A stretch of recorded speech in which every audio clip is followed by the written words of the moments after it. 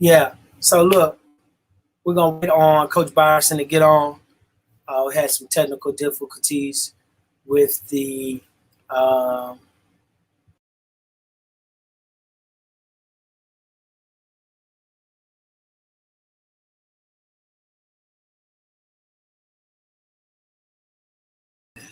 yep. We had some technical difficulties with the video. You know, it's technology, man. I'm old now, man, so I try to make sure we get everything the right way.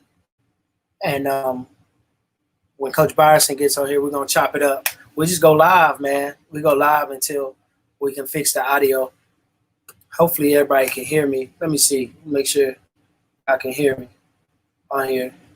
Um, let's see. Hopefully, y'all can hear me on here. Let's see. Let's see. Boom. Yep. There we go. There we go. Okay. We rolling. We're gonna wait. We're gonna wait till Braxton get on, and we're gonna start the show. See who? Okay, I got Sydney on here. My boy Sydney grew up with each other. But listen, a little bit about what I've been doing, man. So we launched CoachJCrane.com, coaching business. We do a lot of consulting for small businesses, websites, logos. We help people with their business plan, strategize, try to maximize their potential. And it's very important that you have a mentor like myself or somebody else just to kind of guide you along the way. I've been balancing a lot of things throughout my journey, and just to be an example to other people that just do what you love and love what you do. That's the name of the podcast. And so when Braxton gets on here, we're going to talk about the journey as well with him. But been doing this for a while now. Wrote a book. Started a couple of businesses, and just being able to impact as many people as I can is my goal. Impact lives, whether they're young, old. And we're going to wait on Braxton to get on here, but hey guys, just really want to share as much information as you can. Hey, this Sunday, if you go to theflightprogram.com, right? Me and Mr. Brooks, he's a mental health coach. He will be on there dropping a lot of major nuggets, like how to really thrive during this COVID time. And that mental piece is very, very crucial on how to really come out of this COVID thing on top. And so it's very important that we understand the necessary mental state of ourselves, take care of ourselves. We call it self-awareness and self-care. So it's very important that we take care of that. Let me see. I tried to let me see if I could get him on. Let's see. Braxton, let's see. Copy.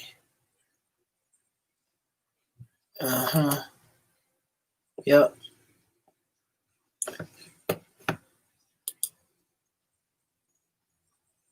Yep, we all working. Let me see. See if I can get them on. Hold on.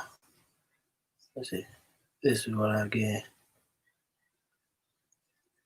All right. Brax, I'm gonna try to email it to you again real quick. Let's see.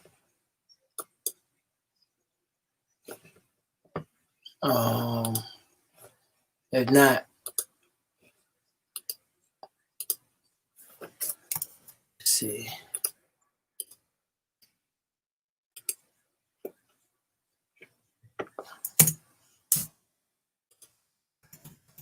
Let's see. Try this one. Oh, try this one. I just sent you another one. Braxton getting that done. Again, this Sunday webinar, theflightprogram.com. I am a certified disc coach. One of my mentors is Eric Thomas, the hip hop preacher. We meet about twice a month. I'm up under his tutelage on how to just coach people up, coach them up, help them utilize their talents and figure out, put a system or process in place to in those gaps that we all need. And so, but that's what I've been doing, man. Business got back started. Oh, okay, here we go. We in there. Okay, we got action. Let me see. Oh. Okay. Now we got some action. Yeah, here we go. Yeah, we good now. Yes, sir. Man, I don't know what happened to the audio, bro. We had a phenomenal show planned for you guys. I'm hold on. I might be able to. We might be able to share one of the promo videos. Mm-hmm. Let's see.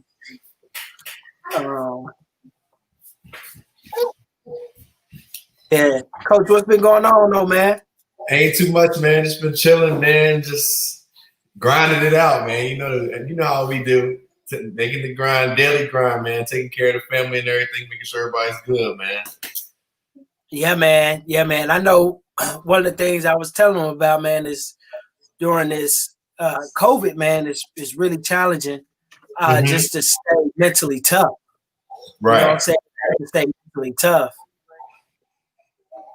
Yeah. What are you telling your clients? What are you telling that mental fortitude, man, and also what a little snippet from my book is like, you don't be so quick to throw in the towel.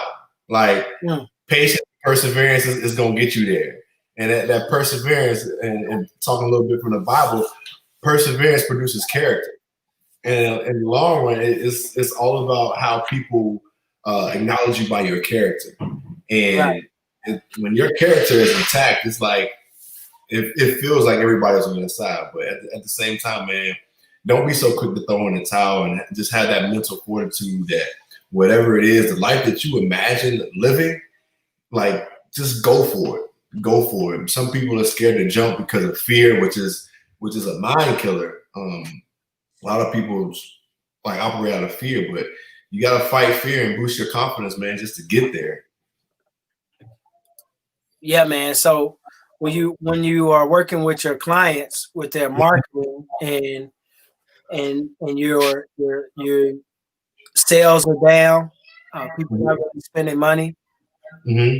What do you say to that business owner, that entrepreneur, to get us over that hump? Oh man, just keep going after it. Just keep going after it. Just assuring your clients and your customers that you still have to get out there and make things happen for them. They have to get out and make things happen for themselves. Don't, like I said before, don't be so quick to throw in the towel. They can't give up when they see that their sales are going down or everything else is plummeting to numbers that they didn't expect to see. And we all have been making adjustments, and that's just adapting to a new system and doing things a different way. But adjustments create change, and change is hard for some people, but change is definitely necessary. So when I tell my marketing clients, I'm like, man, just keep going after it. Don't come to a point where it's like, should I go to something new? No, stick to your guns and remain hopeful that things are going to get better, because they are, because every storm runs out of rain, man. So I just try to keep instilling the faith in them and instilling hope that the situation that they're in is going to get better real soon. So yeah. Yeah, man. Yeah, so I think what needs to get better is the Houston Rockets and James Harden, man. They are yo, and then Denver came back 3-1. Yeah. So I know, let's talk a little bit of sports. I mean, what you seeing right now? So you know me, you watch me coach. We coached against each other, man. We had those battles. I was never that guy to be like just have one person just go and have everybody else stand around. They are still doing the same thing. Like watch James go to work. He dribble the ball for 22 seconds and then shoot a tray ball, and then everybody else either got to go rebound or get back on defense, and that's hurting them because he's not involving everybody consistently every time down the court, and it's making them stagnant to where they can't function like they need to.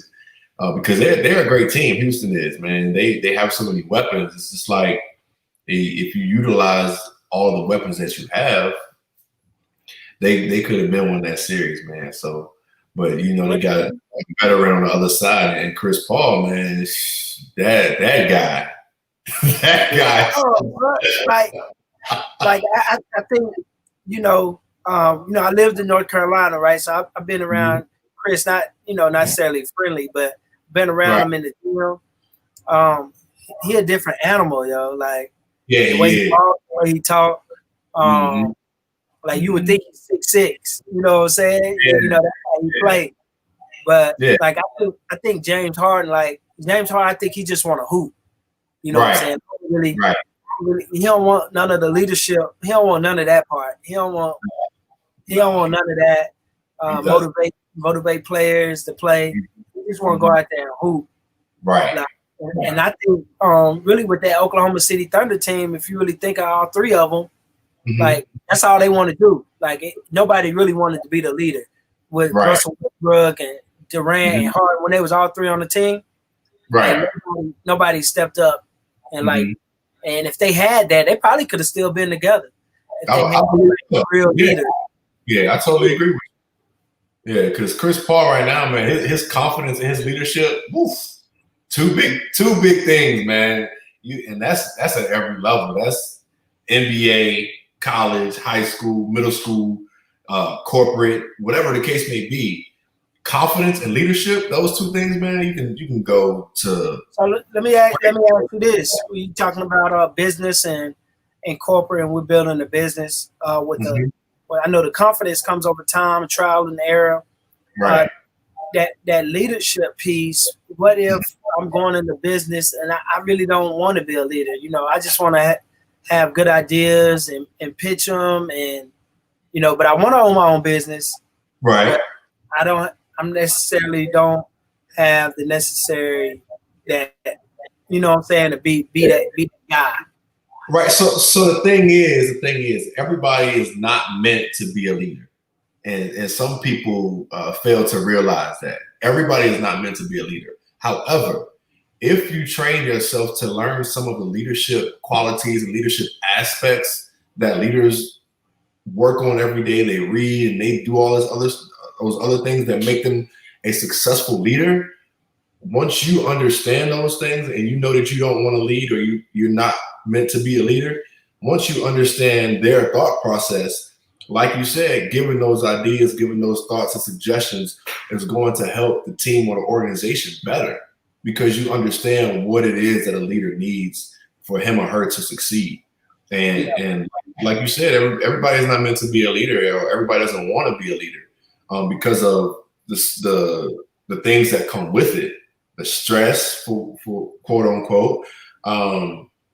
But again, like I said, if you understand and you look at the things that leaders go through for them to be successful, once you come to understand those things, giving those suggestions, thoughts, and ideas are going to help the team or the organization get to a better place.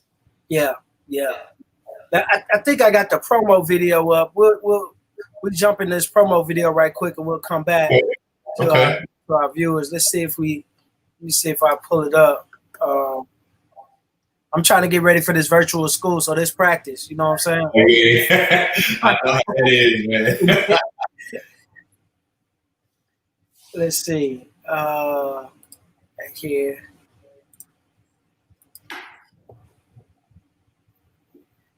All right. Can you see the screen? Yeah. All right. It was three of us. Brad is the oldest. Okay. Brandon is in the middle, and I'm the baby. Everybody here. You got three boys too. Me and Brandon it mixed up. I got 3 boys, so I follow my parents' footsteps. Exactly. Okay. That's crazy. That's crazy. So yeah. So I'm gonna go ahead and say it. I know they're gonna say it too. Who the best ball out of all 3 of y'all? So I say we can't really say who's the best because we all play 3 different positions. Yeah. But if you leave it to everybody else would say I am because of like how my attitude on the court, like the way I played and like my aggressiveness on the court. And people would say that it was me, but I can't say that because we play 3 different positions, so it really can't compare. Yeah. So I think the very unique thing and the reason, if I'd have met you a little bit earlier, we would probably been coaching with each other, but Sure. I think the very unique thing, man, is just being you were on a sideline with your father and one of your brothers. The third one is having proof to back up info. A lot of people have statistics about certain things, but they don't have the proof to back it up. And people say that they do this, they do that, but a lot of people are skeptical because they want to see what it is that you can do, how you do it, and get the results from there. Fourth thing is making yourself attractive. It's like dating. We've been out of the game for a while, but right. It's something similar to make yourself attractive. To have those potential clients come to you to see what you have to offer. Yeah, how important is social media now to people's businesses, Coach? To people's businesses, social media is so powerful because you click the share button and you can reach thousands to millions of people nationwide, globally, whatever the case may be. And social media is just so powerful because, as you know, it's a lot of people, it's a lot of businesses that have thrived off of social media.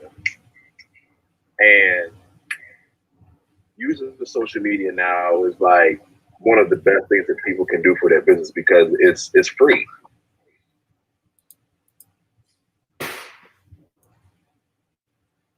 Yeah, man. So look, let's jump into that social. Let's go right into that social media piece.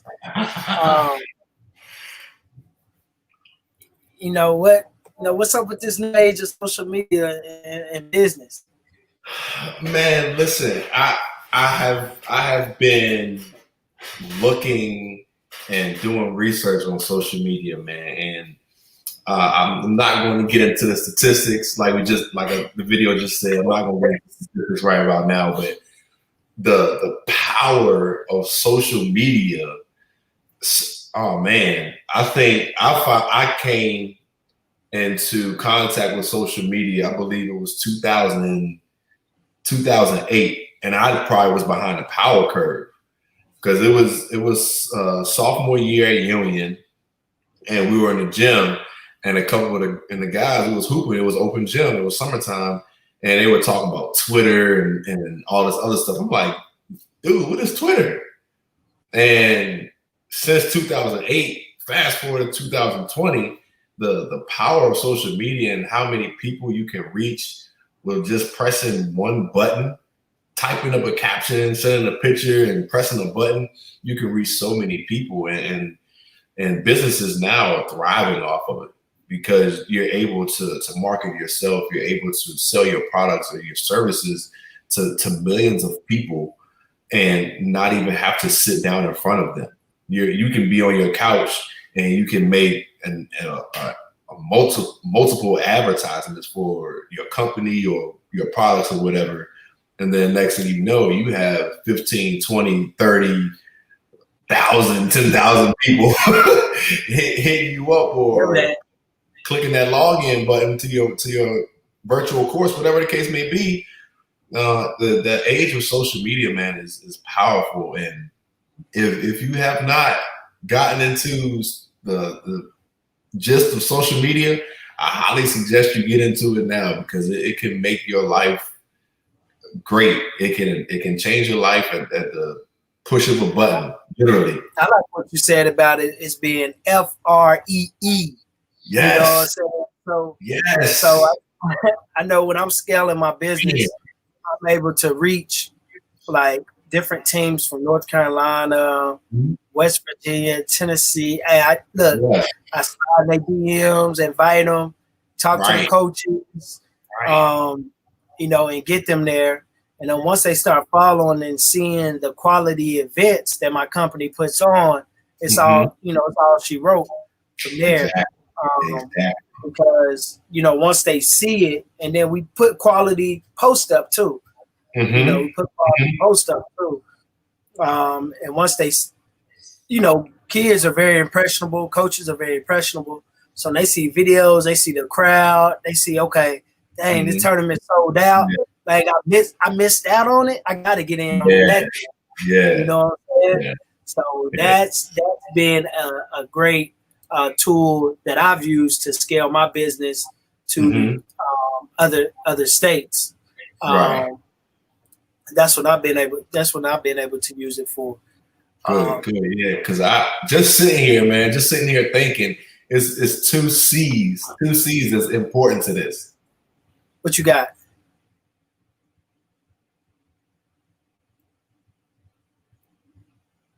I think you froze up on me a little bit.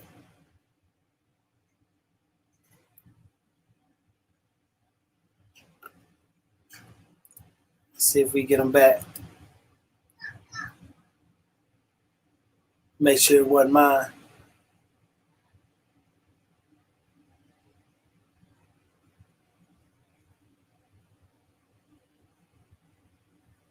All right, we got to wait for him to come back. We wait for him to come back.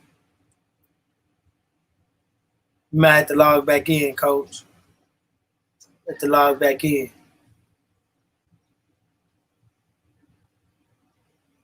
To log back in. Let me see. Okay. All right, Coach gonna be back. He gonna log back in. Again, man, we had a show planned for you guys. Some technical difficulties on the show, and it was my fault. I was trying something new to play it, and I didn't have it right. Okay, he back. Hold on. Yeah. You got cut off on you was about to drop some nuggets, right? Yeah, man. Two things, man. Connections and consistency, man. Like those two things with social media, man, you can put yourself in a great position, man. If you just open up just a little bit, you can connect with some powerful people that can put you in places that is going to make you thrive in the area or the facet of life that you want to. And then just being consistent. I agree with that, man, because when I started my podcast show, right, and it was a dude named Mike Jenkins. He's a white dude. Me and him connected, right? Well, I see Mike was friends with Jeff, right? I seen them interacting. I said, man, let me jump in here. So I followed Jeff. So we were all on LinkedIn. Mike was on Facebook. And I found Jeff, who was on LinkedIn. And I was this is when I was heavy in network marketing. And so I was recruiting Mike, a salesperson. And I see he was connected with Jeff. Well, Jeff was the CEO of this company called University Recruiters. And at the time, he had just, he was just taking off. He had his own business. So I had just started my podcast. And I was like, okay, I want to interview some CEOs, right? And so what I did was I hit Jeff up. And I asked Jeff to do my podcast, right? Right. So I had Jeff on the podcast. Lord and behold, Jeff had just had the most reposted post on LinkedIn in LinkedIn history. Right? Wow. He had posted something about women in the workforce and going back to work, right? And then the recruiting, the staffing agency or whatever. So I had him on a show before he got big. So fast forward, this dude has been on with Gary Vee. He's been in Forbes, top CEOs to watch. I text him on a couple of weeks basis. Mhm. He telling on his mom. Okay, be quiet. Okay. Yeah, we gotta get the boys together, man. True. Oh yeah, for sure. We gotta get the boys together. But so yeah, that connection piece, man. And I done met so many cool people who had them on my show, on my podcast before they blew up. That's the cool part. You know what I'm saying? Before they blew up. So I stand there because I got you on here now. You know what I'm saying? So before you blow up, it's a pleasure, man. I can feel the pleasure, man. Appreciate that, dog. Yeah, so when you blow up, I'm gonna be like, yo, I had my man on the show. I ain't really sure. Everybody like, yo, you know Braxton? I'm like, yes, my man. You know what I'm saying? Like, yeah. Shoot, same with you, man. People are gonna be like, oh, you know Jacob Crane from Dream Chasers? Like, yeah, that's my guy. Hey, you got a copy of your book? Okay. So walk us through that. Walk us through the book. All right. Walk us through. All right. So the title of the book is "Stay on the Tracks: The Journey of Patience and Perseverance," and this title came from a list of experience that I have been through, and the main one is when I got cut from my professional team in Uruguay. That was my rookie first part of my rookie year.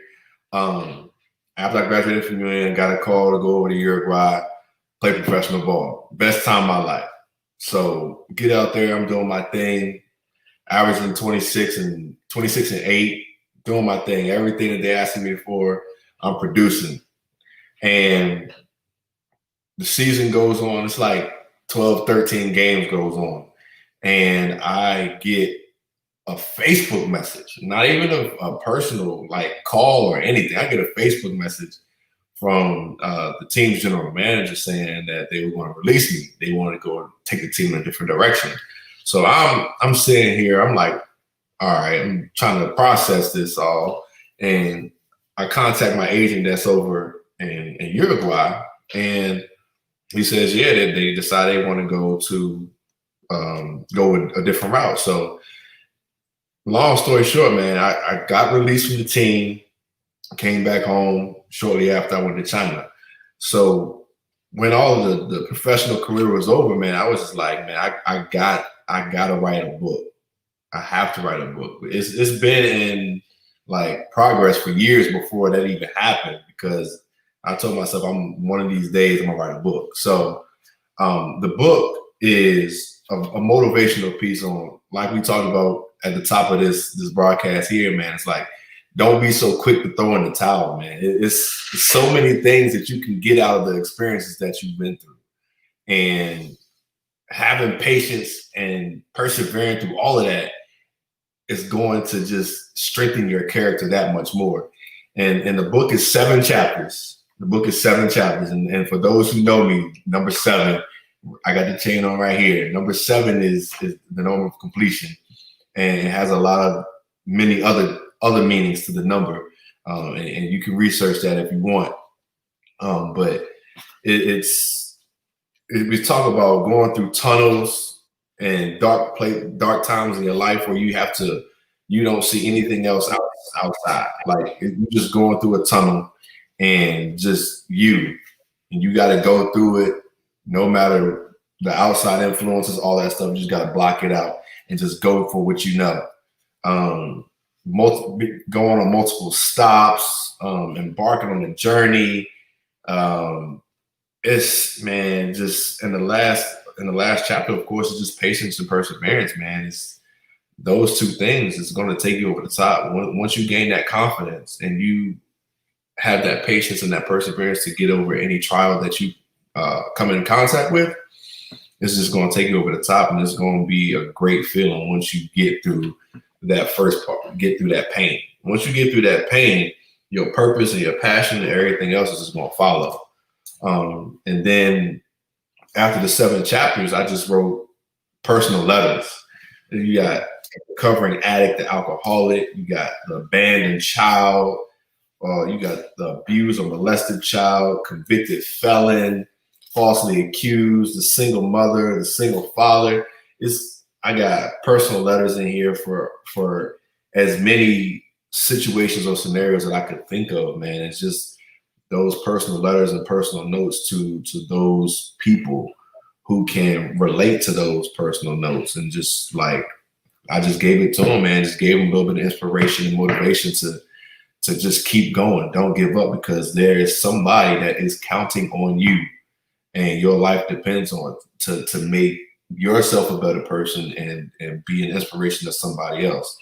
So that's pretty much this is my baby right here. It's my first book. Yeah. I can tell the passion in your voice when you really spoke about it, and you just told us about the book. I could tell the passion in your voice. Speak about how you were able to like really use your life experiences to coach these young men, right? So, yeah. So me being in the same kind of circle, right? Things I heard was like, man, they'll, they get talent, they just can't get it together, or coach don't know what he's doing over there. And you hear parents in the stands, man. Byerson, man, he don't know what he doing, man. What? Everything, everything that I hear as a girl. I had a girls. My first year, I had a girls team, bruh. We couldn't even get the ball past half court. Now parents telling me, Coach, you suck. I'm like, man, what are you talking about? So what are you using? I mean, you hearing all this, right? And then you still got to coach their children, and you knowing that who we are, right? Like the way we want to impact young men, but you hear all the negativity stuff. Like how did you approach every day in practice? And in basketball, year round. So how did you approach that for 3 or 4 years? Doing that and then.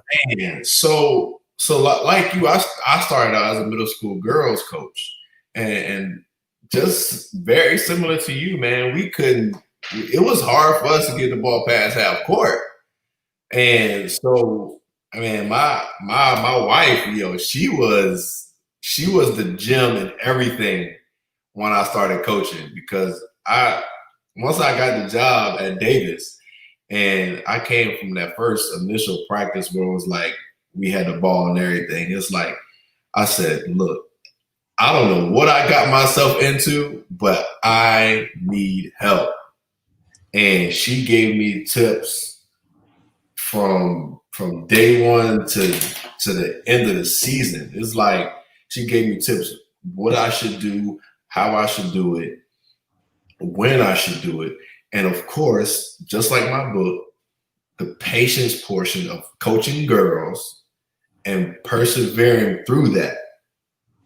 Because me, I played at every level. And when I came back to coach these girls, fundamentals were out the door. So I'm like, I go from playing professional basketball to coming and coaching young ladies who have the bare minimum of the fundamentals. And it's like, oh my goodness, this was frustrating to me. But I was blessed to have my wife at that time, and she gave me all the tips and the tools to be successful with these young ladies. And everybody's picture of success is like, oh, they won a championship this first year. No. Success is making small improvements and small victories and getting and accomplishing the goals that you have set for yourself.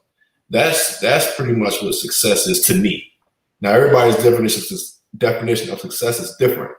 So when I was coaching these young girls, I had to come up with goals. It's like by game 3, we're going to all be able to do this certain thing. And then by game 3, we were all able to do that certain thing because we set a goal and we strategized and we came up with a plan. In order for us to get here, this is what we have to do. And so once I got through my seasons of coaching young ladies, I was promoted pretty much to coach at Dale. And these are high school boys. Totally different. Man. Totally different. From middle school girls to high school boys, totally different. Yeah. The thing is, I knew some of the guys that I was coaching at Dale. So it was a little bit easier for me to pretty much accustom them to my style and vice versa. I was able to get to them a little bit easier. And my first year, I took that team to the regional semifinals. Right. We hadn't got to the regional semifinals in I don't even know how long when I got there. And mind you, I was 26, 27. Mm-hmm. I was the youngest coach, I believe, in Chesterfield County, if I'm not mistaken. And to take that. Let me see. I'm trying to think. I think that's when, because let's see, this would be 6 years. This would be my 6th year. That's about right. Right? Yeah. I was the youngest coach in Chesterfield County at that time. And taking those boys from where they were the previous season to that regional semi at Franklin County, that was a big accomplishment. And I remember y'all playing because I was coaching for Clover Hill, and we played before y'all. Yeah, we upset Franklin County, and y'all played after. Yeah, I remember that. Yeah, I sure do remember that. Yep. Yeah, man. That was man. Coaching girls, man. You brought up a great word, man. And the key word was patience, man. I think for me, that is where I seen the most growth in my leadership style. Yes, sir. With patience, and it's helped me across the board. My marriage, it helps me with my sons. Mm-hmm. I'm able to, understand like they're 4 and younger, so their perception of things are very different. Right. Right. But the level of patience I have grown to have has gone from here to like up here. Yeah. Now today I pride myself in having patience. Like me and my wife, we have a joke. Like even when we out to eat and stuff, like I practice different scenarios where I can use my patience. Like I use word of affirmations like during that. Even when we're getting food and stuff like that. Like I'm like, all right, look, this is the time you can practice patience. Like you don't know what's going on back in the kitchen. You don't know, you know what I'm saying? I tell myself that so that way when I do say something or I ask about our food or something, it comes off as a genuine, like I really want to know why my food exactly. Yeah, because man, you never know what's going on in the back, and if you come off with a snobby attitude, man, they can do some things way worse to your food than what you think. So, like you said, man, working on that patience in every aspect and every scenario of your life, man, it's very important. Once it goes from here to here and it skyrockets like that, man, it's pretty much nothing that can distract you. And like you said with the boys, man, I got a 5-year-old, almost 3, and a 1-year-old. So I'm at home all day trying to do the business, both the marketing business. Oh man, keep them educated, man. It's tough, man. But look, listen, we built for it, man. We got people joining us. Look, we got Braxton, Byerson on here. We're about to show we're gonna stop live and we're gonna show the video here in a few minutes. But just an awesome, phenomenal guy, an author, public speaker, marketing strategist, social media specialist, father, husband, Omega, Q Dog in the house.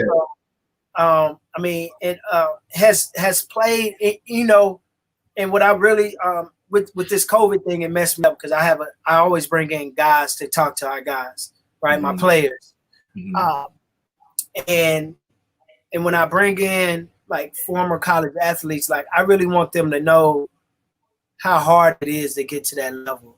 So you basically you represent what we say. I tell my guys top 1% of all athletes in the world, right? Because you reach the highest professional level. Out of all the athletes that play, you reach that level. When we talk about reaching different levels in our personal lives, in our business, it seems like the higher you go, the more outside influences, the more challenging it gets. And I know you dealt with that playing basketball, but how did you, as you build your business and you take it to a different level, how do you use your professional basketball lessons playing at that high level? And let's just speak to our men for a minute. But our young married folk, how do you use those lessons about how to take our marriage to the next level? Those basketball lessons with that, how do you use those experiences about just being at the highest level? So how do we get to the highest level in our marriage? It's discipline. It's discipline. Like when I was overseas and coach told me, he said in the morning you got weights and then we got to shoot around, and then later we got a full speed up the court practice. So I got 3 things to do for the team. And in order for me to produce at a high level for the team, I have to do some extra stuff. So that means I need to be disciplined. So that means I need to eat well. That means I need to hit the weight room and not play around in the weight room. That means I need to take shoot around serious, work on my mechanics, work on everything I need to work on, so my jump shot can be in the right capacity for a game, and then go rest my body, get ready for practice. So the whole discipline thing from basketball has transitioned now to business and life. So discipline, we talking to the men here, and we talk about getting at the highest level in our marriage or our relationships. We got to be disciplined. Like if this woman is the one that you want, you have to be disciplined. You can't be all out there doing everything that you're doing and expect her to be all for you. You have to be disciplined yourself first, and then you'll be able to give whatever it is to the woman that you want to marry. And with your children, you got to be disciplined. Discipline is the key to making everything thrive in the way it's supposed to. If you want to live a healthier life, if you want to eat healthy food, and you want to and change your workout schedule, and you want to do all these certain things, you have to be disciplined, because some people, they'll do it for 5, 6, 7 days, and then next thing you know, they're not doing it no more. Oh, this is too hard, or this is too much. Man, you got to have some discipline. If you want to get to a certain place in your life, in your relationship, in your business, you have to be disciplined. Like every single day. No doubt. Yeah. So I don't want to get up every day and be like, all right, here we go. I'm not that way every day. But I know in order to feed my family and provide for my family in the way that we need to, God just blesses us with a house. And I have to be disciplined. I got to get up. I got to get the work done. So discipline is with everything, man. Relationships, basketball, school, business, everything. Everything. Yeah. I mean, that's the name of the book I'm working on. It's called Focus and Discipline, right? Yeah. Focus and discipline. And those are the 2 key traits that I think have really helped me take everything to another level. Like you said, relationships, professionally, just being the most godly man I can be. Right. Focus and discipline. I think we might. Let me see. We got about couple more minutes, and it'll be ready. And then you'll log off, and then we'll just share our show. Okay.